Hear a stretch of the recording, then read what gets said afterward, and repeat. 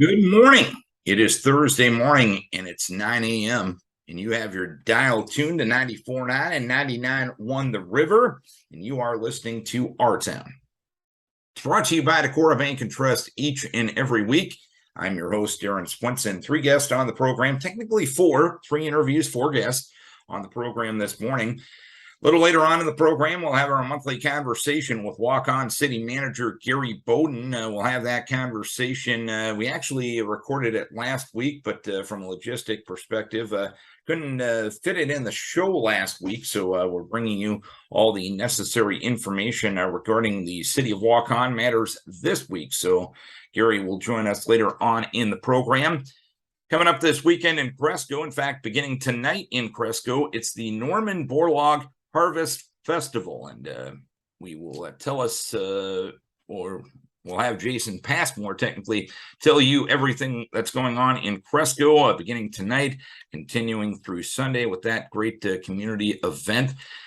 And beginning tonight, it's a series of meetings regarding the future of Winneshiek County. What resources do county residents want to protect moving forward from a planning and a zoning perspective? A series of meetings will begin tonight. This was a process that started 7 years ago, was slowed down a little bit due to COVID, but it's picking up once again here.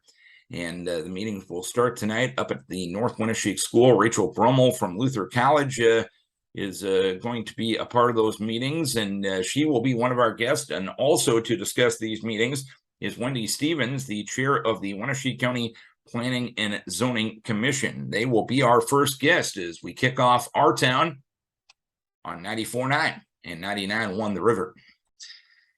Beginning tonight, a series of meetings on basically what folks want to see in the future of Winneshiek County when it comes to resources, when it comes to natural, historic, cultural resources that they want to protect. The first of a series of meetings will take place tonight up at the North Winneshiek School. Rachel Brummel from Luther College and Wendy Stevens from the Winneshiek County Planning and Zoning Commission joining us to discuss these meetings. And we'll start the conversation with you, Wendy. This was a process that was started through the Planning and Zoning Commission in Winneshiek County. How did we get to the point we're at right now? This started actually in 2015, so quite a few years ago, when the Board of Supervisors wanted us to, would be Planning and Zoning Commission, wanted us to take a look at how we could write some ordinance language that would protect the county from perhaps devastating effects of frac sand mining. Some of that had to do with tourism, some of that had to do with resources. And so as a result of that, we continued, after we wrote that section for the ordinance on industrial mining, we continued by looking for some consultants to help us to figure out which resources the public would like to preserve. We started with Iowa State. The amount that they wanted was too much. It was almost $100,000. And so we were very, very fortunate to find Rachel Brummel, who has done very similar work, polling the public, finding out what they wanted. And she had agreed to come on board and to do this. So we've been working on this actually since the spring of 2019, approximately. We had our first meeting the spring of 2020, and then COVID shut everything down. So that's where we are right now. And Rachel, how did you get involved? How did you become interested in such an idea to offer your services to help out the county? Great, yeah. So my background is in kind of community and natural resource issues. I'm really interested in the ways that local communities have a voice in determining what their environments and what their communities look like. And so Wendy, I think, found out about me through some other faculty at Luther and approached me at a meeting and said, hey, would you like to do this? And it sounded like something right up my alley. And so I've had students involved in helping design the process. And I'm really here just to create a meeting structure that allows people to share their voices and then share that information back with the county. And Wendy, I know there was some discussion earlier this spring of, should this study keep going? Should this resources study move forward, and the county board of supervisors said, hey, we've already paid for it, we want to see the results of this study. How encouraging was it from a planning and zoning perspective, knowing the fact that there's been so much work done, granted a lot of work yet to do, to say, hey, you know what, we support your what you're doing here? Well, we've wanted to do this all along. And I feel that the material that we get from this study can support not only the Planning and Zoning Commission and the Board of Supervisors, but probably other entities in the county. I'm thinking of the Conservation Board or Decorah Parks and Rec, maybe even the County Engineering Office. I think there are a lot of groups that can use this information to find out what the public in Winneshiek County would like to protect as far as natural and also historical resources are concerned. Rachel, you'll have your first series of meetings beginning tonight up at North Wind. What will the structure, what will the process of these meetings be? Who do you invite to these meetings, and how? What are you looking to get out of these meetings? Great question. So first of all, I'll start with who do we invite? We invite all residents of Winneshiek County, I would say 18 or older probably, and anybody who lives in Winneshiek County. Everybody's welcome, and we've been working to advertise widely, and thank you for doing this as a part of that advertising. In terms of what people can expect, we have structured a meeting. It's going to be positive. It's going to be about talking about what people love about the county. People can expect, if you're not the sort of person who comes to a community meeting, this is a meeting for you, because there's going to be some opportunity for people to share individually, to write some things down. Then we're going to do some small work in groups, and we're going to gather people around a map and talk about the kind of the resources in Winneshiek County. And then we're going to have a large conversation. And I should say that Ann Mansfield, longtime Winneshiek County resident, is going to be facilitating these meetings, and she's so good at making sure that we hear people's voices. So this is an opportunity for people to share what they love, to come and be a voice. And I really see this as an opportunity for people to get together after a time where it's been hard for people to get together as well. So we welcome everybody up at North Wind School tonight. And I'll ask you the next question as well, Rachel. The thing that I appreciate, at least from the structure that you explained, so many of these government meetings, unfortunately, in today's world, has an us against them mantra. And I think the proof is in the pudding for what the county did related to the frac sand mining ordinance. They got everybody on board. The supervisors did plenty of work to make sure it was something that was agreeable to all parties involved. And seemingly you guys are on the same path regarding this, because this isn't an us against them. It's a we as a collective, and what we want to see in the county moving forward. Is that a fair synopsis? Absolutely. I think that's the foundational goal of this project, is to hear lots of different voices. And again, we're here to collect that information and to synthesize it and bring it together, and then to share that back with the county. This is not going to be a meeting about making decisions or specifically saying, you know, we should do this and we shouldn't do this. This is a meeting for everybody to share what they value, and then we'll hand that over to the Planning and Zoning Commission. And Wendy, from the Planning and Zoning Commission standpoint, I know there's a series of meetings scheduled, and there likely will be more than the ones that are scheduled right now. What will the Planning and Zoning Commission do with the information that is provided? What type of a process are you guys on related to the information that comes out of these meetings?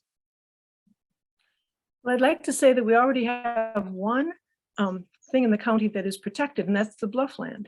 We have in our ordinance something that's called the Bluffland Protection Overlay District, and that basically prevents people from building right on the edge of a bluff, and it also prevents them from building at the toe of the bluff, so that basically we are preserving the bluffs. We're also preserving that beauty that we have in our county. That's already in the ordinance. So that would be one resource that people may, feel is very important to protect. We know that there are other resources, and once we get this information, I'm not sure how we will proceed. We haven't done this before, but we will figure out a way, and we will definitely make sure that the public is informed as we go ahead. And I'll ask you again, Wendy or Rachel. You put your hand up, yeah. like a good group facilitator. I'll let you add on to that. Great. Thanks, Darren. I realized one thing that I should mention when you said that there'll be more opportunities is that these meetings are the first step in a community kind of input gathering process. And then over the winter, we're going to do a broader survey where it will be a mail or internet survey of residents of the county. And so we really want people to have, if you can't attend a meeting, if this doesn't work for you, we hope there are other opportunities. So there's going to be multiple steps in this process. And Wendy, I will ask, of course, you guys have been involved in this for 7 years, ever since the frac sand mining issue came up back in 2015. I'd imagine from the outside looking in, it's less of a case of the timeliness of getting something done. You guys want to do this right. Is that a fair way to put it? That's a fair way to put it. We want to be proactive. Being reactive to things that come along in the future is not a good way for our county to act. And so we would like to be proactive and set things up so that everybody sort of knows where things stand. And that's, yeah, what you're saying is exactly what we would like to do. And Rachel, the first meeting is tonight up at Northwind at 5:30. Do you have a schedule of some future meetings that are planned as of this time? Yes, we do. So we're going to have 5 total meetings all the way through November. The second meeting, we are trying to have them all over the county. The second meeting will be Tuesday, September 13th, also at 5:30 in the Ridgeway Community Center. We're going to have another at the end of September, September 29th at 5:30. They're all at 5:30 at the Ocean Community Center. We'll have one Thursday, October 13th. And the last 2 are going to be in Decorah at the county courthouse or courthouse annex. So the October 13th and November 3rd. And if people want to find out any more information, they can, and they're on Facebook, they can go to the Winneshiek Resource Protection Project on Facebook or email winneshiekresources@gmail.com. Or you can also just search my name, Rachel Brummel, and find my email and shoot me an email. And I'd imagine, Rachel, if you're a community group, civic service organization, or anything like that, that would like to maybe have one of these meetings or one of these discussions, get a hold of you, and you could perhaps see what you can do and fit it into your schedule. Absolutely. We'd love to hear from connecting with all kinds of organizations. So absolutely reach out to me. All right, Wendy, I'll start with you. Are we missing anything else you want to pass along regarding the process to really determine the county's future? Before I was on planning and zoning, I really didn't know much about how county government worked. And I really encourage people to come to these meetings because they can have an actual part in the working of the county, in the county's future, and they'll see basically how a lot of county government works. And I think it's just a really good opportunity for everyone in the county to get involved. And Rachel, anything else you need to add? Anything we're missing that you want to pass on, as long as you got the forum? We're going to have some food at the meetings, so that's always good. But I would just say, don't hesitate to join and come to share and come with an open mind, and we'll love to see you there and hear what you have to say. We want to thank Wendy Stevens from the Winneshiek County Planning and Zoning Commission, and Rachel Brummel from Luther College for joining us to talk about the meetings regarding the future of Winneshiek County and what we want this county to look at in the future. They begin tonight at Northwind at 5:30. Coming up this weekend in Cresco is the Norman Bourlaug Harvest Festival, and with us to discuss the event, Jason Passmore from the Cresco Chamber of Commerce. And Jason, another fun event, another fun weekend of activities planned in Cresco, and always good to get together and celebrate one of the famous Howard County natives. You bet, Darren. Thanks for having me on. I appreciate it. Yeah, Norman Bourlaug Harvest Fest coming up this weekend. It feels like it's been one event after the other here in the month of August, but we really do take this time and this weekend to, honor one of the greatest humanitarians to walk this planet. And he happens to be from Iowa, and better yet, he happens to be from Northeast Iowa up here by Cresco. So, went to Cresco High School. So it's all about celebrating him, but also having a lot of fun in the meantime. And the festival gets underway with a few events on Friday night. Tell us about those. Yeah, you bet. We kind of walk into it a little bit, I guess. Thursday even we start things going a little bit, and we've had a great success with our farmers market that's turned into what we call an open air market. We'll kick us off Thursday afternoon, and then Akira is doing a really cool tractor parade and kind of a family fun night event out at their facility on Thursday afternoon. We got some live music Thursday night, and then Friday night, like you mentioned, we do our opening ceremonies again, just as a tribute to Dr. Bourlaug out in Beetle Park at his statue, and just kind of remember all the things that he did, not only for third world countries in providing them a way to sustain themselves, but also just in general what he did for us here in Northeast Iowa. And a full day of activities coming up on Saturday. It's going to be a busy day. If you're bored in Cresco on Saturday, it's your own darn fault, right? Amen to that. Well said, Darren. We've got a cruise to Cresco with all the classic cars coming downtown. If we get a good weather day, I think we will have a ton of cars. Interest has been really high. So that's always fun. We have the street market and businesses and vendors coming out downtown to join those cars. The always popular quilt auction will be in the tent. That starts around noon. And right before that, they do the Quilts of Valor for a lot of our veterans. So that's also really cool. Parades at 4:30 in the afternoon. So that's going on. And, we talked about Dr. Bourlaug. We always do tours out to the Bourlaug farm. We are doing those again from 10 until 2. But this year, we've got a special presentation called The Birds of Iowa. That's going to be a presentation out at the farm at 10 and 11 o'clock. If you've not been to the Bourlaug farm, it's just really cool. Pristine place out there. Beautiful time. Just kind of out in that country setting. So please take advantage of that. And then again this year, we are doing a sanctioned steak cook-off. So we have cooks coming from all over, probably 6-7 states around, coming here to cook the best steaks, Darren, you've ever ate in your life. So they will be doing a cook-off, and then they donate their steaks to the veterans. And the veterans here at the VFW are going to have a dinner, 3 dinners, 2 on Saturday and 1 on Sunday. And let me tell you, you cut your steak with a plastic knife. That's Wow. how good it is. Well, I mean, any small town community festival, food has to be an important part of it. And if you're talking steaks, you're really celebrating what Iowa's all about, right? Oh, amen. And they're not only doing steaks, they're also doing pork loins. So if you're not that beef fan, they've got a second option for you there. So the veterans will definitely be ready for you. And then Saturday night, then we get into some nice entertainment. We'll have a street dance and a beer garden downtown across from the courthouse. So that's going on at night. The country club's doing moonlight golf. So if you've never experienced that event, that's kind of fun to get out there and try to hit the ball in the dark. Finding it's the key. We've got a couple different beer gardens downtown too. So Saturday night should be great. And like I mentioned, we're going to do another steak dinner and cook off on Sunday. So we even get you some food on Sunday. Moonlight golf, I've heard about it. Explain that a little further because it sounds very interesting. It is. And they'll have music out there at the country club too. You've got those glow in the dark balls.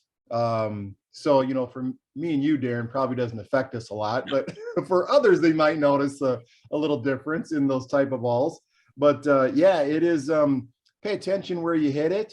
And hopefully you're going with maybe someone that knows the course a little bit. So we, stay safe, but it is a fun event. It is maybe more of the fun. They do kind of a tournament setting, so they will keep score, but it's more about the fun than anything.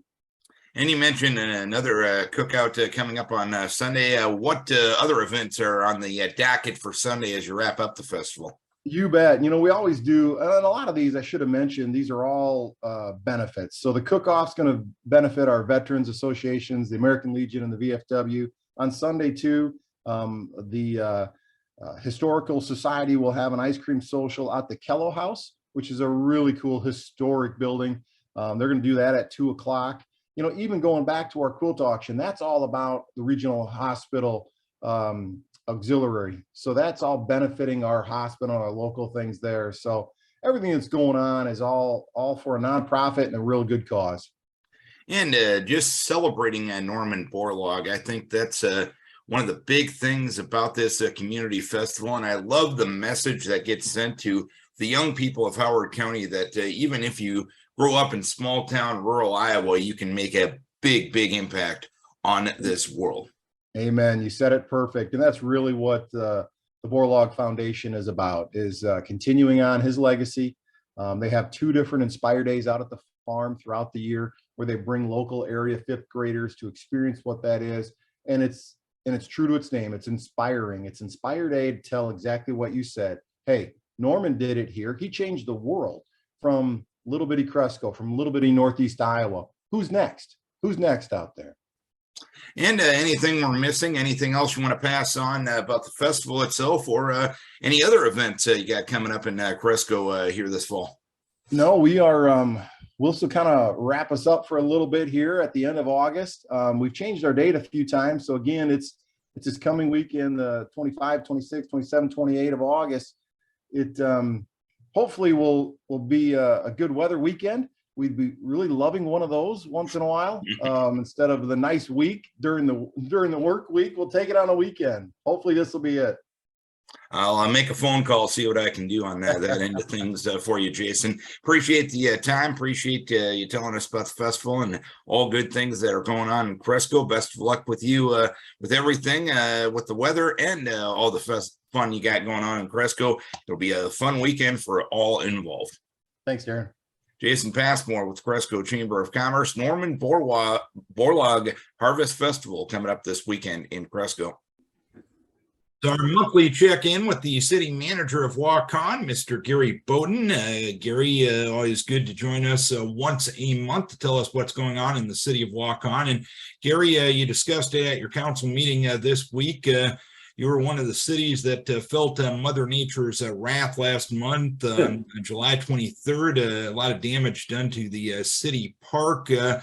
What still needs to be cleaned up? What resources other than city resources need to be used to assist in that cleanup? And how confident are you to get some insurance money back to assist in the cleanup and the redevelopment of some trees? Three-pronged question to start things up.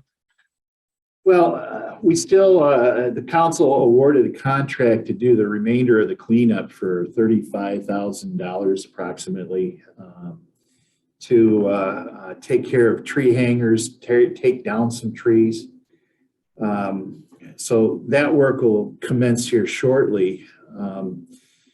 We had an insurance adjuster come out and look at this property, and the way our insurance policy reads is that we could get up to $1,000 per tree for replacement.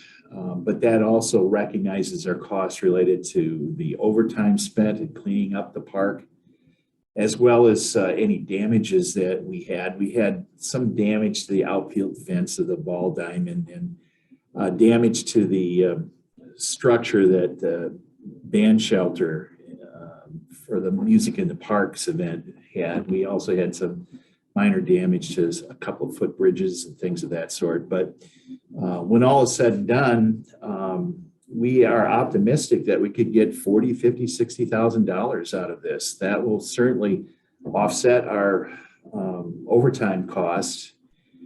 It will also allow us to replace some of the trees that we lost.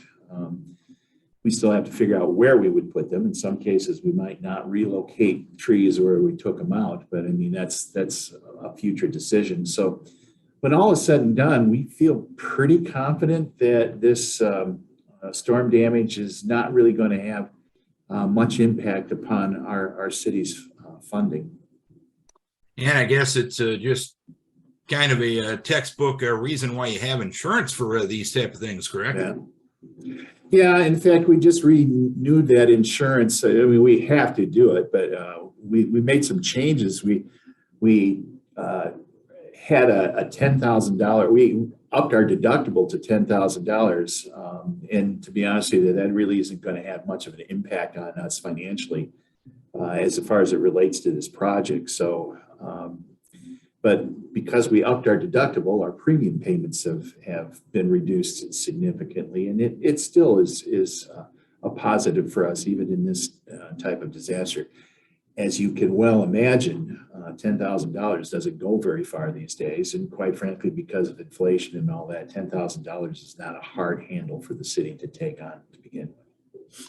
You discussed the issue of fiber optics with a couple of representatives from Upper Westmoreland Regional Planning Commission. What was the basis for that conversation? Where's the city going on that front? Well, like Lansing also, the city's been asked by UERPC to help fund for the protest of the exclusion of the city by the state in the distribution of need, or the distribution of funding based upon need. And we think that there is an opportunity for us to make this appeal. And as a result, we need to have citizens in our community give a response, and they can do it online, but give response to a survey that would talk about how much input and how much output we get from computer systems. We know that the speeds that are typical are not necessarily matched through all of our usage. A lot of times when we have like a lot of computer usage going on after work, that there's a high degree of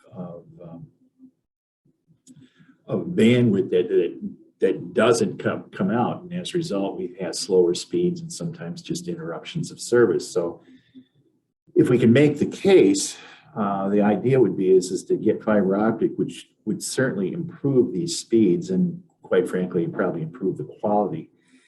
This is really indicative of a change in technology from even 10 years ago, 15 years ago. And that accessibility to this new technology through fiber optic is something that would be significantly improving computer usage for everybody in this community. Right now, we have the very far west side wired up. A second phase of that wiring is, which would be buried, is going to come through our downtown area and feed some of the commercial areas going south on Spring and Rossville Road all the way down to, well, the new Platson subdivision. At the same time, there still are plans by Al McKee Clayton, REC, to expand to the north and to the south of downtown into residential areas. And that's really where they're trying to focus on getting the grant money. But it's going to require citizen participation to make the case that we ought to get better consideration than what's going on. And I have a feeling that it's not just Waukon, but several communities in the state are trying to appeal this designation. The intent for fiber optic is just to go out into far more rural areas.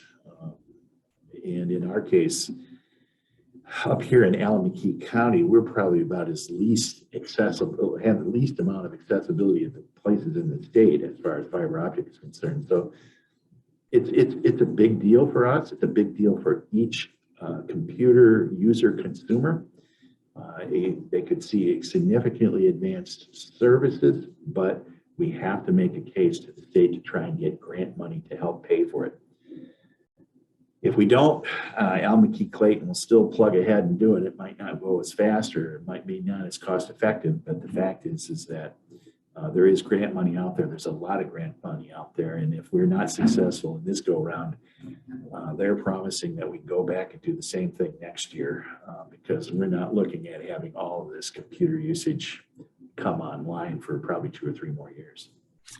Related to this survey, where do the town folks fill it out? How long do they have to fill it out to get the message to the folks that need to get the message?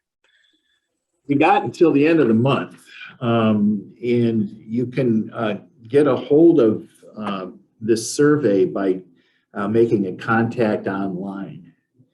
And the online address, the computer address is ACSKY always, or that's an abbreviation for Al McKee Clayton, skyways.com/map, MAP-challenge, CHALLENGE.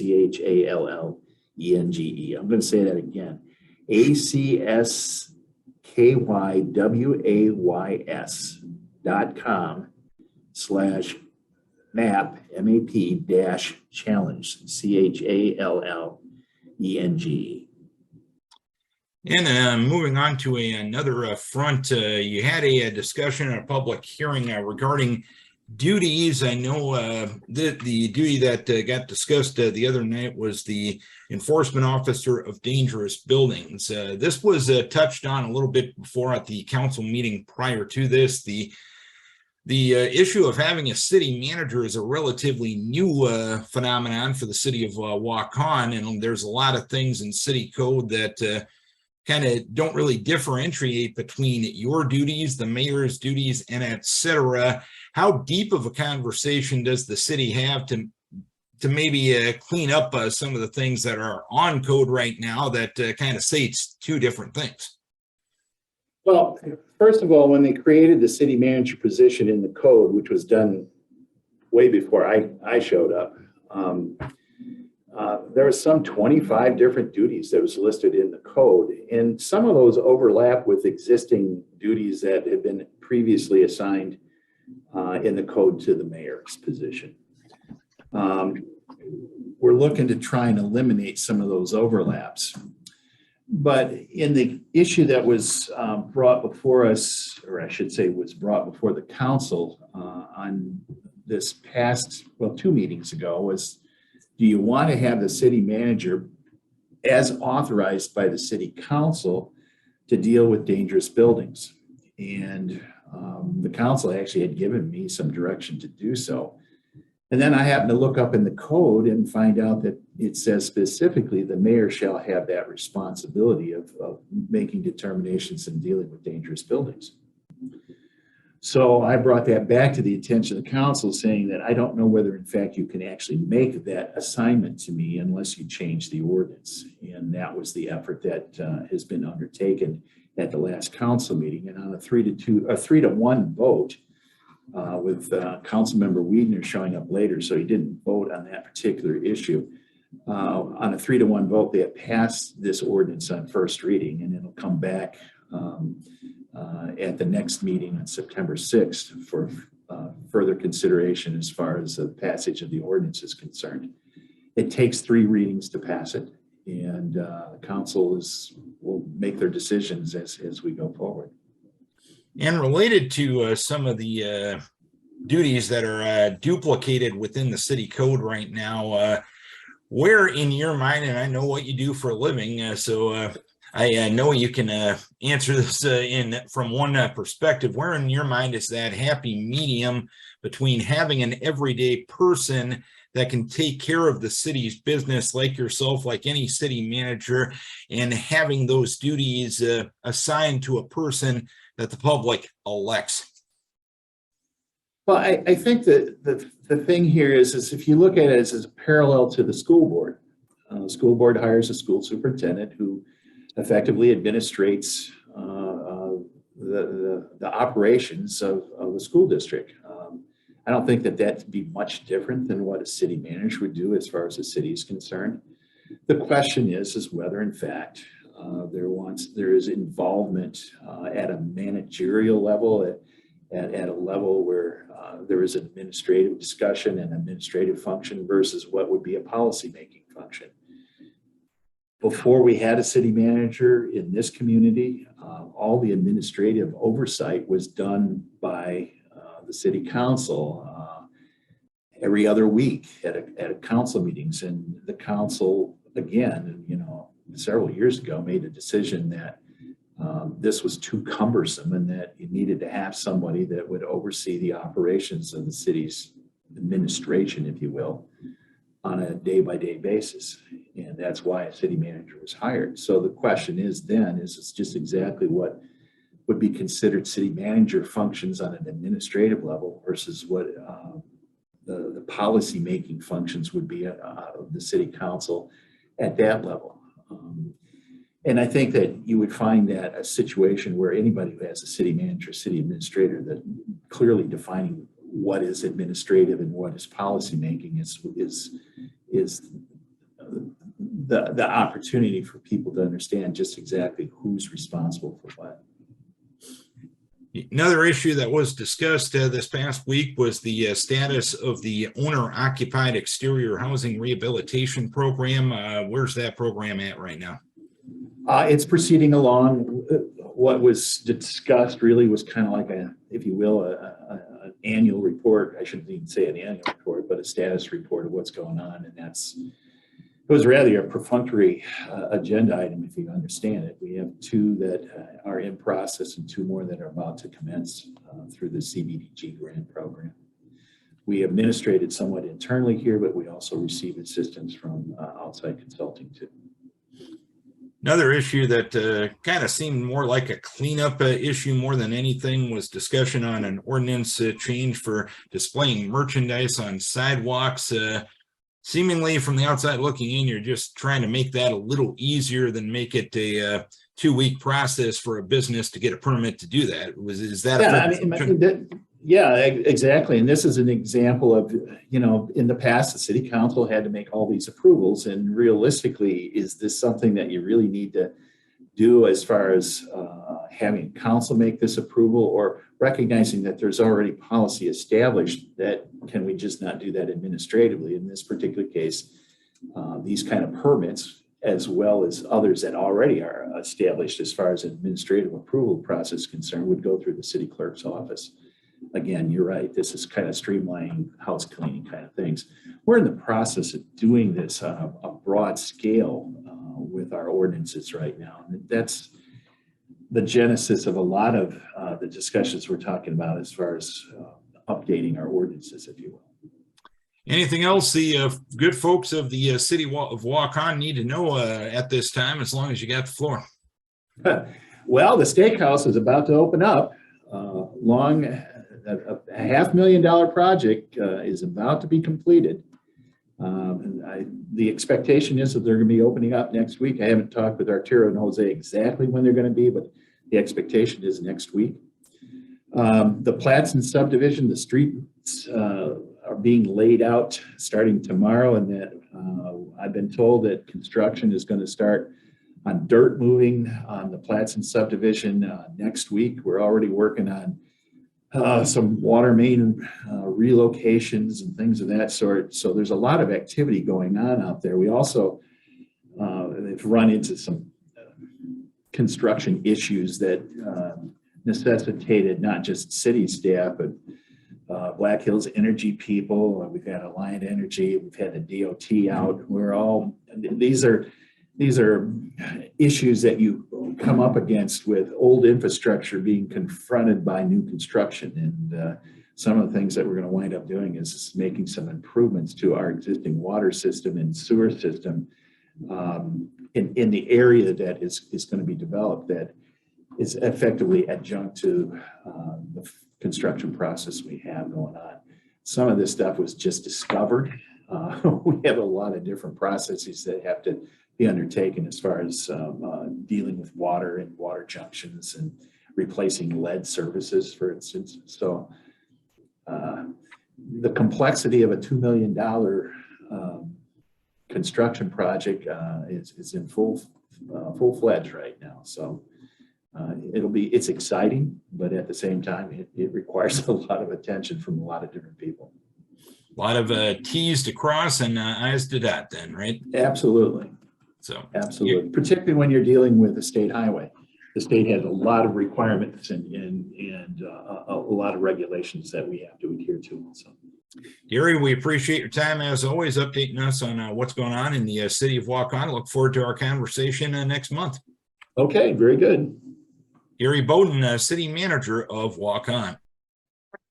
And thank you to our guest on the program this morning, Rachel Brummel of Luther College, Wendy Stevens from the Winneshiek County Planning and Zoning Commission, a series of meetings regarding what resources county residents want to protect in the future of Winneshiek County will begin tonight at the North Winneshiek School beginning at 5:30. Also, I want to thank Jason Passmore, Norman Bourlaug Harvest Festival coming up this weekend in Cresco. All of the details are available at the Chamber website with the Cresco Area Chamber of Commerce. And we want to thank Gary Boden. He meets us once a month, and we thank him for updating us on what's going on in the city of Waukon. Don't forget, each and every week, we realize maybe you can't be by a radio at 9 o'clock on a Thursday morning, even though we want you to be by the radio as often as you can and tune your dial to one of our LA communication stations. Sometimes life gets in the way of that stuff, but we want to give you the opportunity to hear from the interesting people we get to talk to on a week in and week out basis on this show. And we want to give you that via YouTube. We put this show on video. You can actually see the people we talk to on a week in and week out basis. You can just go to YouTube simply today, 8/25/Our program. That's a good way to search it on YouTube. And we also put the links up on all of our LA communication stations Facebook pages. Of course, 94.9 and 99.1. The River, Hawk Rock 100.5, Classic Hits 104.7 KVIK, and Bluff Country 103.5 KNEI. Another way we bring you the content that we find interesting, and we hope you do too, here at LA Communications. Thank you to our guests. Big thanks to Decorah Bank and Trust, our sponsor. And most importantly, thank you, that's right, you, for tuning in, for logging on, or for watching Our Town on 94.9 and 99.1 at The River.